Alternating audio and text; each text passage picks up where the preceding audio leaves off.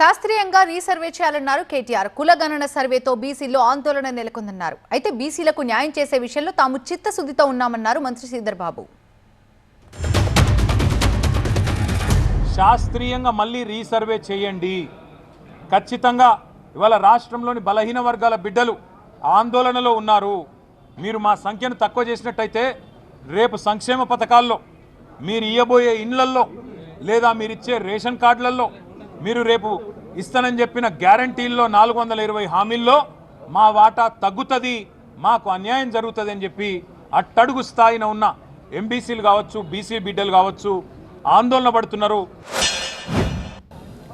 మా చిత్తశుద్ధి బలహీన వర్గాలకు సంబంధించి, బడుగు వర్గాలకు సంబంధించి ఈరోజు ఏ విధంగానైతే మరి క్షేత్రస్థాయిలో వెళ్ళి ప్రతి ఇంటికి వెళ్ళి మేము జమ చేయటం జరిగిందో వారి విషయ సేకరణ విషయంలో ఇంకా ఇంకెవరైనా జమ చేయాలని అనే అంశం విషయంలో తప్పకుండా మేము స్పష్టంగా ఉన్నాం. మేము